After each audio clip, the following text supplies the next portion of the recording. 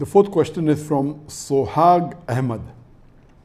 Sir, please debate with David Woods or say something to him as he says lot of rubbish things about you and other Islamic scholars. This person, Sohag Ahmed, and few other Muslim brothers have been continuously asking this question that, oh, why is Dr. Zakir Naik not debating with David Woods? And they keep on asking this question several times, and I didn't think it was important, but now finally I've taken the question to give them the reason. Firstly, you have to understand that anyone that challenges a person, it's not required that you should accept the challenge.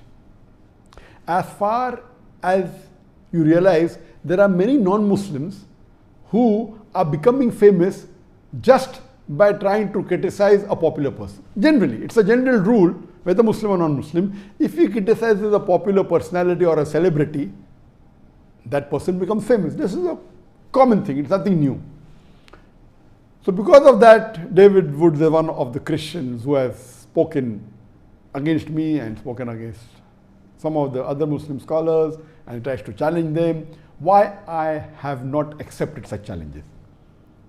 The reason is that first of all, we should not give publicity to such people. That is the reason I didn't want to answer this question. Then I thought of answering the question without taking the name of David Woods. If you go to David Woods, to his YouTube, you find that he has spoken against me, and those videos he had made against me gets views more than 1 million or close to 1 million. So we are giving him free publicity.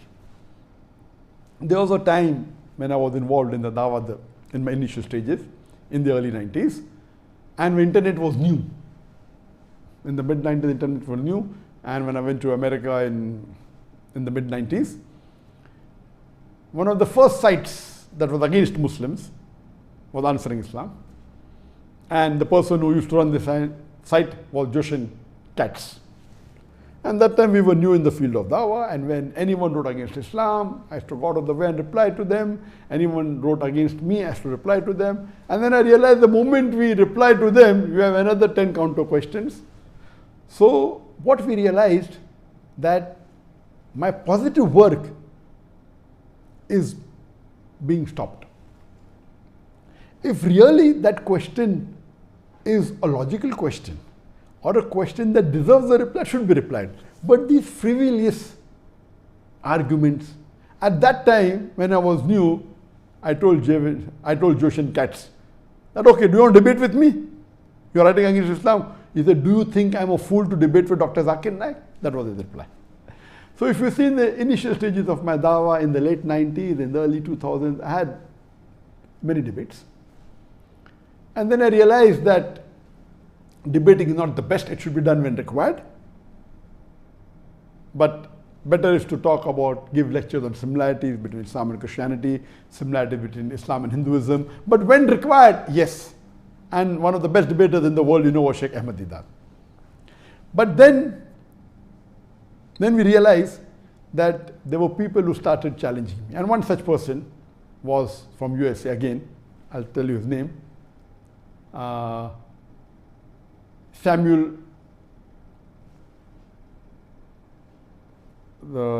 Shamoon.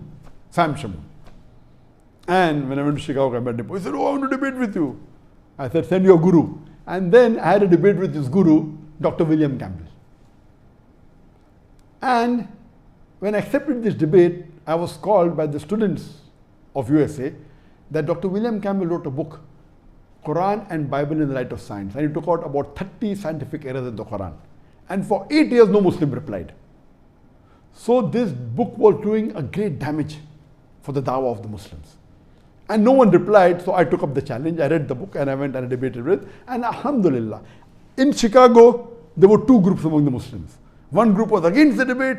What is this? No one replied. And now this Zakir, who is this young man coming from India, how will he reply? So half the Muslims were against the debate and half the Muslims were for.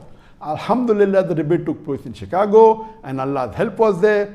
Allah's mercy was there, and it was a very successful debate.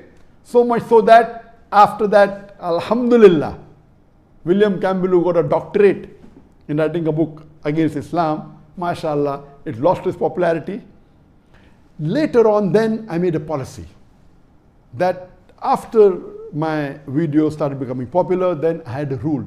I will only debate with those people who are popular. Then we realized that those people who are not popular started challenging to become popular. And I'll give you a very good example. You know Sheikh Ahmed Deedat.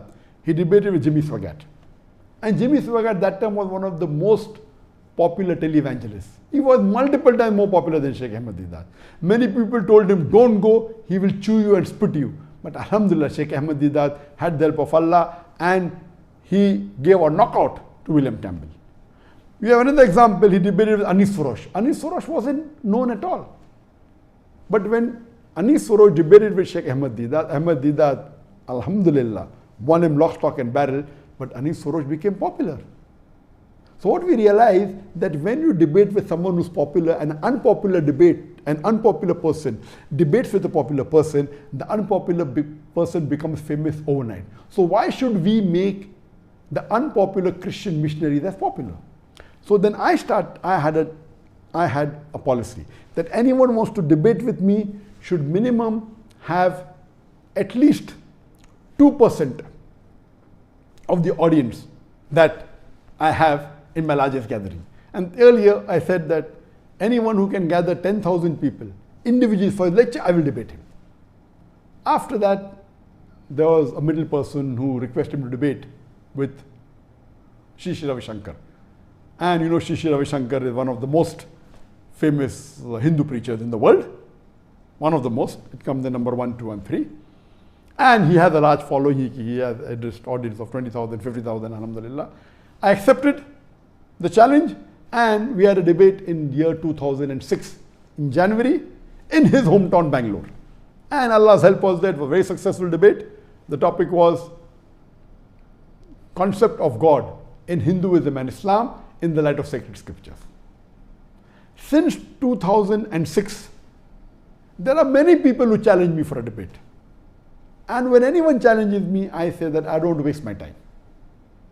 There are hundreds of people who address large audiences. They're very popular. And my largest gathering that I have given a lecture is previously was in Kerala, then it was in Kishanganj, Bihar, where more than 1 million people attended. So 2% of 1 million is 20,000. So my criteria was I would not mind debating any non-Muslim on any topic of comparative religion as long as he can gather minimum 20,000 people for his live lecture. Not a conference. In conferences there are 20, 30 speakers. They might not have come for him particularly. So if a person gives a solo lecture and if he can get an audience of 20,000 people live, not on the YouTube, not on the Facebook, 20,000 live sitting, then I don't mind debating him. And what I'm asking is not something which is difficult. There are hundreds of Hindu preachers in India who have audiences more than 20,000. There are hundreds of Christian missionaries who have audiences more than 20,000. So I tell, if people like Sam Shamoon or people like David Woods want to have a debate, let them become popular. Why do they want to ride on my bandwagon? And if you can't get that gathering, only thing you have to do is convince with your material any other Christian preacher. There are many. Franklin Graham is there, Billy Graham is there, Morris Cerullo is there. There are many. There are 100 speakers that I know in Christianity who have given live lectures to more than 20,000 people. What you have to do is catch one of them and convince them that your material against me is logical and give it to them. I will have a debate with them. Why should I make you famous overnight? I heard 1 or 2 of his videos that Zakir Naik is a joke. It is. What he's talking is rubbish. But the moment I reply to him, he becomes famous. Neither do I. That's the reason I was avoiding handling this question, because now the moment I take the name of David Woods, most of the people hearing me tonight may not be aware of David Woods. A small percentage maybe. They will go and check. He will become famous. And let me tell you, there are many other people, my students, who can debate with him. There was a Dai by the name of Muhammad Hijab. And he came to meet me in Malaysia last year. And he's a fan of mine, he's a good guy. He personally had a debate with David Woods. I have not seen the video, I was supposed to watch, but some of my colleagues saw it and they told that Brother Muhammad Hijab, he gave David Woods a knockout. So when others can do the job, why should I waste my time? And the moment you give it, that's the reason previously we used to reply on the internet. Now we don't. Because the moment you reply, they'll give a counter reply and your work of positive dawah suffers. So that's the reason anyone who wants to debate me, this criteria is there.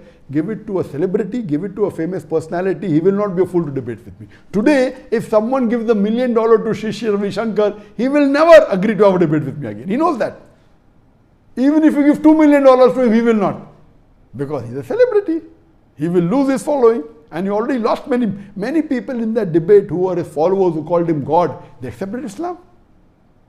So that's the reason I request David Wood to convince any of these 100 Christian missionaries who are popular, who can have audience of more than 20,000. Convince them. If he cannot convince them, why does he want to have a debate with him? When he cannot convince his own Christian brother that the material of his is enough to answer my lectures, why is he wasting his time?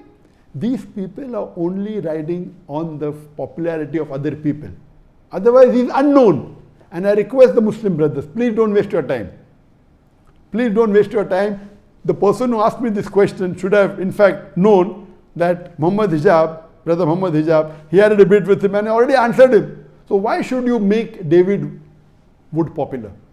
So hope this answers the question. And because I met this criteria since 2006, in the last 14 years, no one has ever who was a popular wanted to debate me. One of the fans of Sadhguru told me, will you debate Sadhguru? And Sadhguru is a popular person, is not as popular as Shri Ravi Shankar, but he's popular. I told, okay, I accepted, I know he's popular. Okay, if he wants to debate with me, I'm not interested in debating him. He wants to debate, he wants to speak against Islam, wants to challenge me, I'll accept it. Because if he challenges me, and if Allah's help is there, and we present the truth and answer to all his illogical arguments, but naturally he will lose his following.